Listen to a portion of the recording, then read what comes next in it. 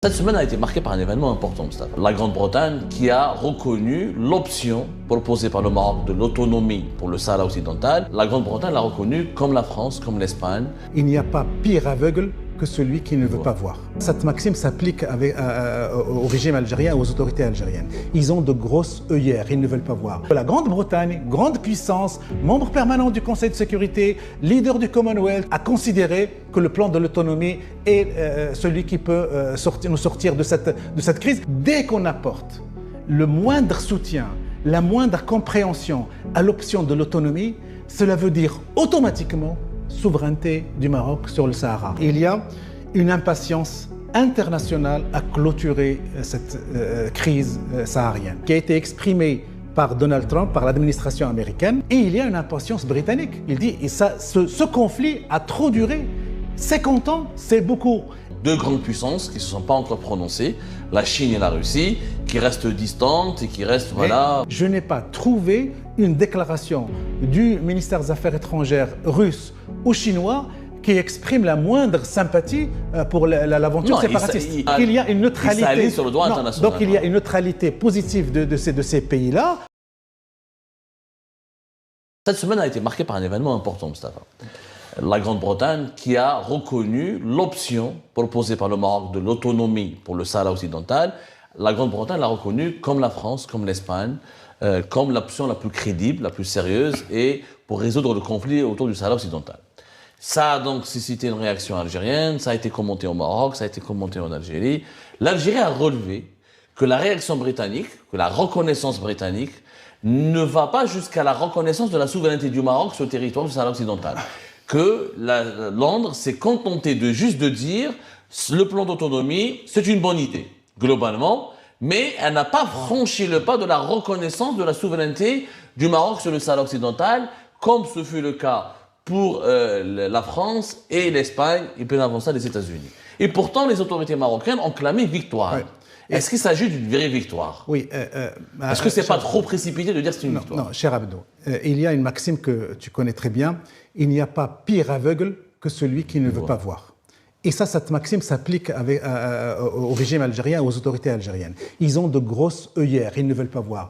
Le ministre des Affaires étrangères britannique est venu, il a tressé des lauriers sur le plan de l'autonomie. Il a dit des choses positives extrêmement importantes. Le seul, le plus valable, le plus crédible, le plus pratique. Et il accompagne ça avec une volonté stratégique du gouvernement britannique d'investir dans le Sahara marocain. Et on vient dire dans le média algérien et dans la communiqué officiel du ministère algérien des Affaires étrangères. Il n'a pas reconnu la marocanité du Sahara. Moi, est-ce que dans le positionnement algérien, est-ce qu'il y avait la moindre allusion aux séparatistes, au Polisario ou à l'Algérie?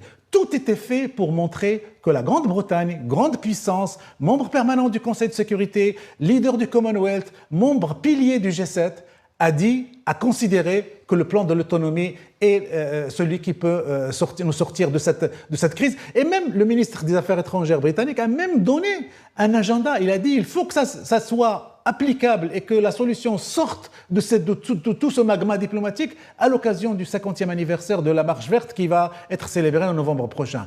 Qu'est-ce que vous voulez de plus comme engagement politique, diplomatique pro-marocain? Moi, je crois que là, il y a des éléments de langage qui ont été distribués par le régime algérien à tous ses communicateurs, que ce soit à Paris ou ailleurs, insister sur le fait que la marocanité du Sahara, le mot marocanité du Sahara... n'a pas été prononcé. Mais ça saute aux yeux quand même. Par rapport à la France et à l'Espagne, ça saute aux yeux. Mais tous les autres mots indiquent que... Abdo, il y a quelque chose que nos téléspectateurs doivent comprendre, que ce soit algérien ou marocain. Dès qu'on apporte le moindre soutien, la moindre compréhension à l'option de l'autonomie, cela veut dire automatiquement souveraineté du Maroc sur le Sahara. Cela veut dire automatiquement marocanité du Sahara. Il y a un problème. Il y a des pays qui reconnaissent. Or, il y a des grands pays qui ont commencé à reconnaître l'autonomie, l'option d'autonomie, donc la reconnaissance de la souveraineté du Maroc sur le Sahara occidental. Sauf que ce ne sont pas ces pays-là qui vont décider de la fin du conflit.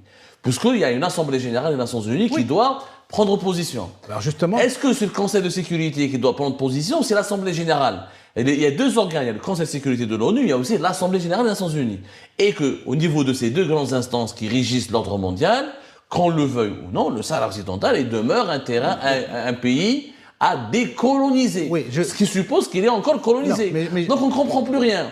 D'un côté, les grandes puissances sont du côté de l'autonomie, mais le droit international continue de considérer. Alors pourquoi le Maroc s'enthousiaste à ce point-là, alors que le droit international n'a pas encore pour trancher? Ils s'enthousiasment parce que le Maroc, le Royaume du Maroc, vient d'avoir l'appui, le soutien d'un membre permanent du Conseil de sécurité. Oui, le troisième membre, après la France et les États-Unis. Après la France, les États-Unis, la Grande-Bretagne, mais c'est énorme. C'est le Conseil de sécurité qui va écrire la nouvelle légalité internationale. Parce que là où j'ai l'impression, et je comprends que tu es un peu impatient que les choses bougent, ça va prendre un peu de temps, le temps d'écrire, de traduire ces nouveaux positionnements dans ce qu'on peut appeler le corpus institutionnel international, la légalité internationale. Il va y avoir une réunion en octobre, après en novembre, et on va voir l'impact et l'effet de ce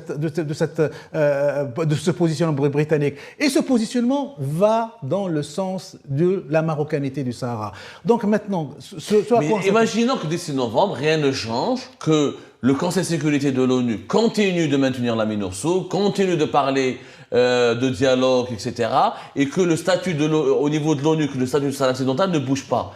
Quelle serait la solution? Ça veut dire que les avancées marocaines ne sont pas aussi importantes que ça? Non, c'est très important pour la simple raison, et je te rappelle, Abdo, il y a une impatience internationale à clôturer cette crise saharienne. Une impatience qui a été exprimée par Donald Trump, par l'administration américaine, qui ont même menacé de geler les aides qu'ils accordent à leurs structures ou organismes qui travaillent à l'international dans la MINURSO. Et il y a une impatience britannique. Ce qu'il a dit, le ministre, quand on le lit et quand on le dissèque, il dit ce conflit a trop duré. 50 ans, c'est beaucoup. Et nous sommes en train d'hypothéquer la stabilité du pays, de la région, le développement économique de la région. Il y a une thèse qui circule depuis une année, que la solution à ce conflit serait un partage du territoire. On a même parlé d'une proposition qui aurait été formulée au Polisario, à l'Algérie et au Maroc, une proposition d'abord onusienne, et prochainement, apparemment, dans quelques mois ou dans quelques semaines, la date n'a pas été prise, en tout cas après l'été, un envoyé spécial de Donald Trump dans l'administration américaine devrait venir à Alger et à Rabat pour mettre sur la table cette proposition. C'est les informations qui nous parviennent, de sources non officielles. Alors, est-ce que ce scénario ne serait pas peut-être la seule solution? Partager le territoire en deux, une partie pour le Maroc, une partie pour le Polisario et l'Algérie, et ça serait réglé. Et voilà, on en finit. Connaissant le Maroc et ses positionnements et l'opinion marocaine, jamais les Marocains n'accepteraient le partage. Ça a été déjà partagé avec la Mauritanie au début. C'est ça le problème. Quand les interlocuteurs marocains que nous rencontrons, ils disent non, c'est marocain à 100%. Alors pourquoi, si c'est marocain à 100%, pourquoi ça a été partagé avec la Mauritanie après 75? Non, pour ce qui est du Sahara marocain tel qu'on le connaît maintenant, il n'y aura pas de partage. Cette hypothèse de partage ne marche pas. Il a été un peu formulé. Pourquoi? Parce que les Marocains le refusent. Ils veulent l'autonomie. Ils veulent que tous les Sahraouis intègrent le plan de l'autonomie, que ce soit ceux qui habitent dans le Sahara sous contrôle marocain ou les réfugiés de Tindouf. Il y a aussi un autre point de vue qui est important, Abdou. Il faut puisqu'on parle à une audience algérienne et marocaine, il faut le souligner. Dans son expression diplomatique, les autorités algériennes disent au monde entier, aux Nations Unies, que nous ne sommes pas partie prenante de cette guerre ou de cette crise.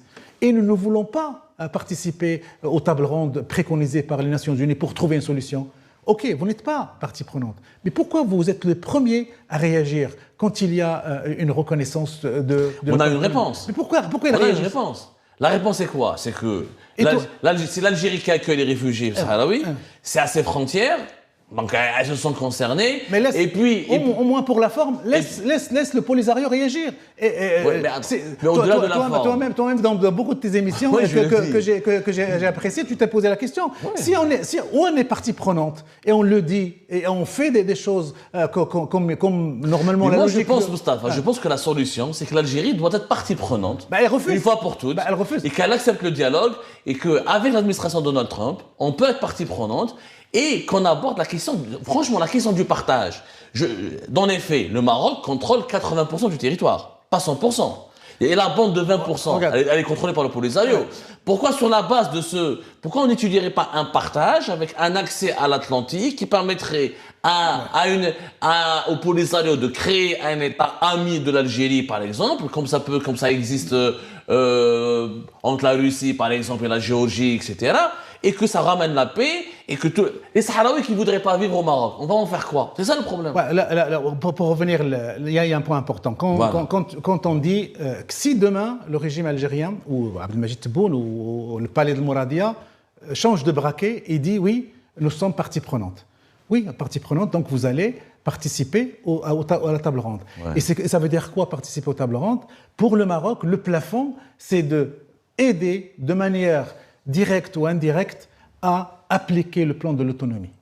Avec les réfugiés que vous avez, avec les milices armées que vous avez, si c'est votre participation en tant que partie prenante à des tables rondes pour chercher une solution concrète à ce conflit, c'est d'aider à l'application du plan de l'autonomie. Moi, je crois que les Marocains ont ça comme plafond. Il n'y a pas d'autre. Créer un État indépendant, impossible et inimaginable. Le partage pour le Maroc serait inacceptable. Inacceptable. C'est le plan de l'autonomie. Comment on va l'appliquer? Est-ce que l'Algérie, en tant qu'État, en tant qu'armée, en tant que pays... On en a parlé la semaine dernière. Ce plan d'autonomie, dont on ne connaît pas beaucoup de choses. Il y a des documents qui circulent comme ça. D'abord, il n'a jamais été mis en place. Puisque le Sahara, c'est considéré comme le Sahara occidental ou le Sahara au Maroc est considéré comme une province du Sud, donc il n'est pas appliqué sur le terrain. Comment on va l'appliquer? Et que faire des Sahraouis qui ne voudront pas ça? Est-ce qu'on demande à l'Algérie de les forcer d'accepter l'autonomie? Non, on en fait quoi? Non, le plan de l'autonomie, il y a des gens qui bon, je sais que c'est une technique de communication de certains, de dire oui, d'ailleurs, je crois que c'est même Attaf, qui est le ministre des Affaires étrangères, Attaf, qui à un moment donné, dans une sortie médiatique, il a dit oui, le plan d'autonomie, on ne l'a pas présenté, personne n'est au courant de quoi, et il a fait comme ça avec un geste méprisant, ça fait 3 feuilles. Non, le plan de l'autonomie existe. Il est connu, le contenu est connu. Quand vous offrez une autonomie politique administrative à une région, cela veut dire quoi? Cela veut dire que vous allez organiser sa représentation. Vous allez lui donner des structures régionales de représentation. C'est Sahraouis qui vont se gérer eux-mêmes. Et pourquoi c'est pas encore le cas alors? Mais sous souveraineté marocaine. Mais pourquoi c'est pas encore le cas alors? Le temps que l'option de l'autonomie soit validée sur le plan de... Pourquoi le Maroc, pendant ces 50 dernières années, n'a pas mis en place ce plan d'autonomie, n'a pas organisé le territoire de façon autonome? Voilà, attends, mais c'est une proposition. Ça, c'est une proposition pour sortir de la crise. Quelle est la garantie que cette proposition sera respectée? Quelle sera la garantie que demain le Maroc va dire il n'y a plus d'autonomie, c'est une province? Le plan de l'autonomie ne se fait pas de manière unilatérale dans un coin, et ça va se faire avec l'implication internationale des Nations Unies. Et des grandes puissances, parce que toutes ces Nations Unies, les grandes puissances, ont un intérêt majeur, vital, à ce que cette solution marche. Donc ils seront les garants de la viabilité, de l'applicabilité de cette autonomie. Donc il ne faut pas croire que... Alors en termes de puissance, je rappelle Moustapha Defey qu'il y a genre 2 grandes puissances qui ne se sont pas encore prononcées, la Chine et la Russie, qui restent distantes et qui restent, qui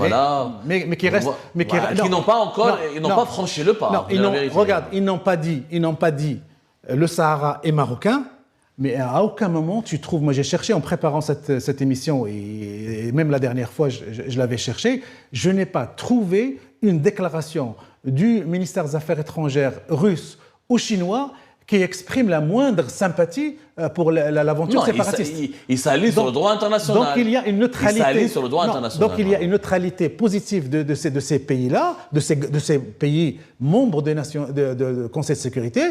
Et moi j'anticipe, je crois que une position comme celle des Britanniques va forcément déteindre à un moment ou à un autre sur les Chinois et sur les Russes. Parce qu'il faut trouver une solution. Et si cette solution obtient une unanimité ou une grande majorité qui la soutient, pourquoi voulez-vous que les Chinois et les Russes resteraient à l'extérieur de ça? On verra. D'autant plus que ni Moscou ni Pékin ne croient au fond d'eux-mêmes à la viabilité d'un 6e État au Maghreb. Je vous remercie, comme d'habitude, pour avoir suivi la vidéo jusqu'à la fin. N'oubliez pas de nous laisser vos commentaires, vos réactions autour du sujet et de vous abonner à la chaîne si vous n'êtes pas encore abonné. Je tiens à vous remercier aussi pour votre soutien à notre chaîne, pour vos encouragements, pour vos commentaires aussi nombreux et diversifiés. Je tiens aussi à remercier nos abonnés et les personnes qui nous suivent régulièrement. Sans vous, ça n'aurait pas été possible. Donc voilà, merci encore une fois et à la prochaine dans une nouvelle vidéo.